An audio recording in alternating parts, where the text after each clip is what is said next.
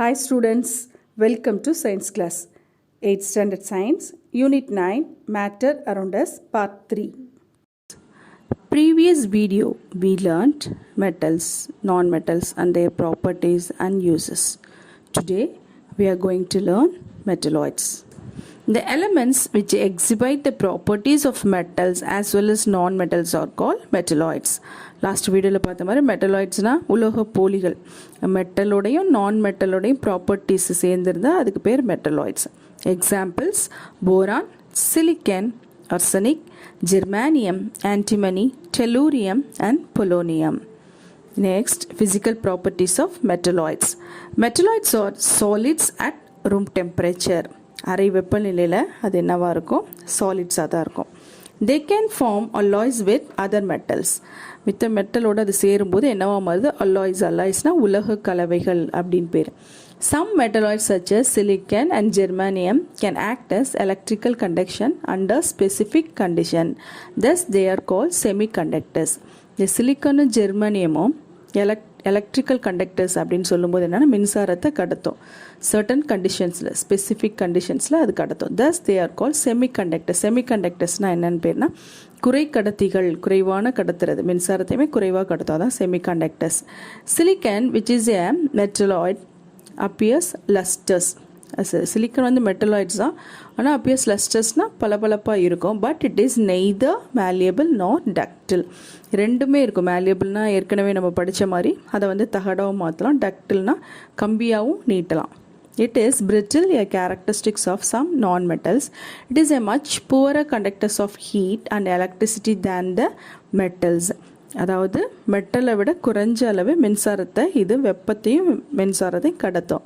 Next one, the physical properties of metalloids tend to be metallic, but their chemical properties tend to be non-metallic. அதாவது physical properties அப்படின்னு பார்க்கும்போது இயற்பியல் பண்புகள் அது வந்து எதோட ஒத்து போகுதுன்னா மெட்டல்ஸோட, metallic. But their chemical properties அதாவது வேதியியல் பண்புகள் வந்து எதோட ஒத்து போகுதுன்னா நான் metallic. Next, uses of metalloids. Silicon is used in electronic devices. Boron is used in fireworks and as a fuel for ignition in rocket.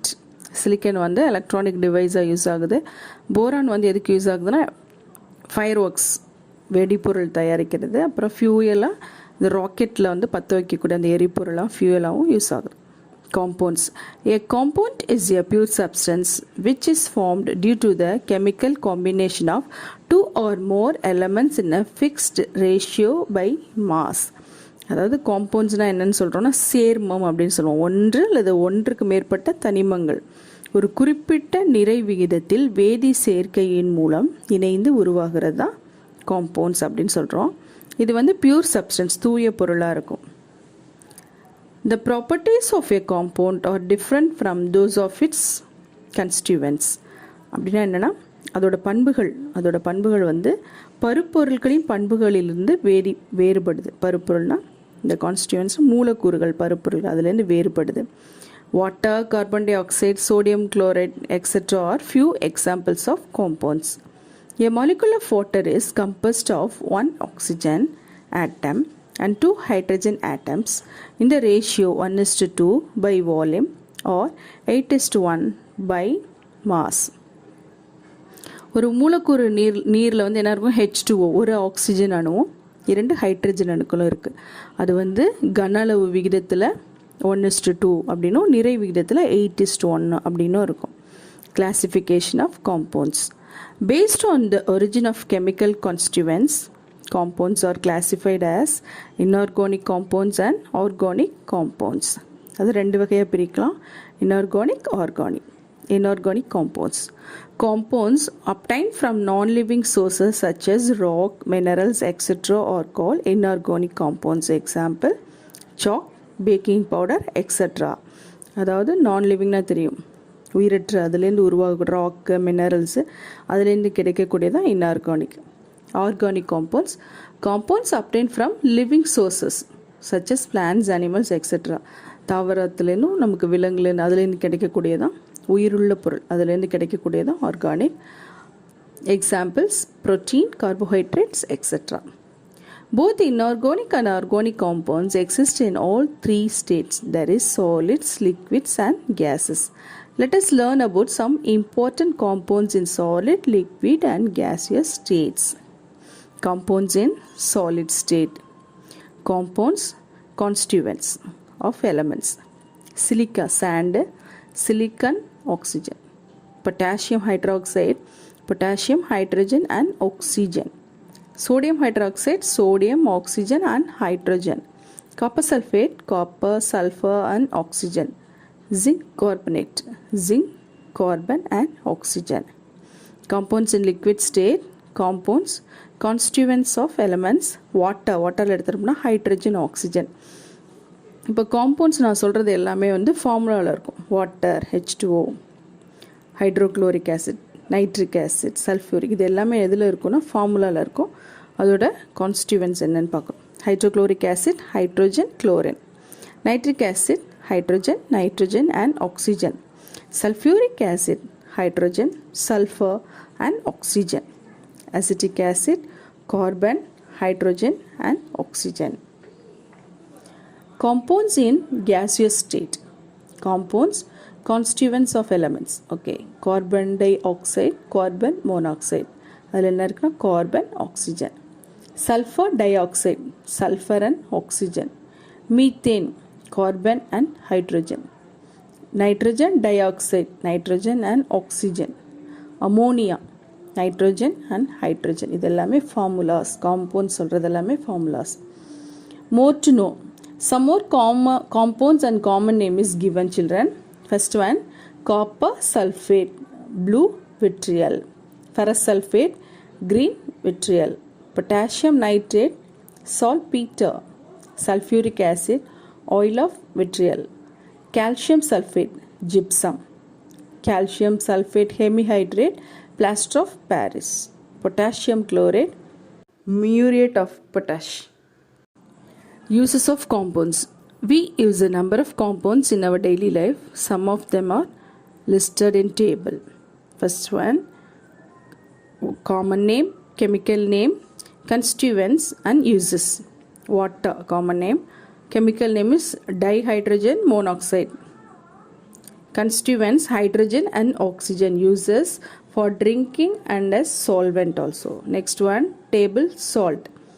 Chemical name is sodium chloride. Constituents, sodium and chlorine. Uses, essential components of our daily diet. Preservative for meat and fish. Preservative na theriyum பதப்படுத்துதல். Next one, common name is sugar. Chemical name is sucrose. Constituents, carbon, hydrogen and oxygen. Preparation of sweets, toffees and fruit juices. Baking soda. Baking soda na ரொட்டி சோடான்னு சொல்லுவோம் தமிழில். Chemical name sodium bicarbonate. Constituents, sodium, hydrogen, carbon and oxygen. Uses, fire extinguisher, preparation of baking powder and preparation of cakes and bread.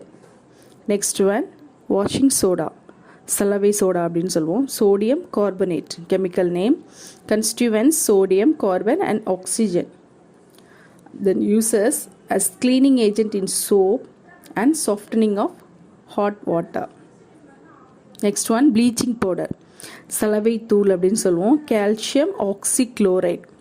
Constituents, calcium, oxygen and chlorine. Uses as bleaching agent, disinfectant and sterilization of drinking water. வாட்டரை வந்து Sterlite பண்ணுறது அதுக்கு use ஆகுது. Quick claim. Quick கிளைம்னா என்னன்னு சொல்லுவாங்கன்னா சுட்ட சுண்ணாம்பு. Chemical name is calcium oxide. That constituents, calcium and oxygen. Uses, manufacture of cement and glass. Next one, slack lime அப்படின்னா நீற்றிய சுண்ணாம்பு அப்படின்னு சொல்லுவாங்க. Calcium hydroxide chemical name. Constituents, calcium, oxygen and hydrogen. Uses, white washing of walls. நம்ம வீட்டிலலாம் வால்ஸ்க்கு சுண்ணாம்பு தருவோம்லே, அதான் ஒயிட் வாஷிங்.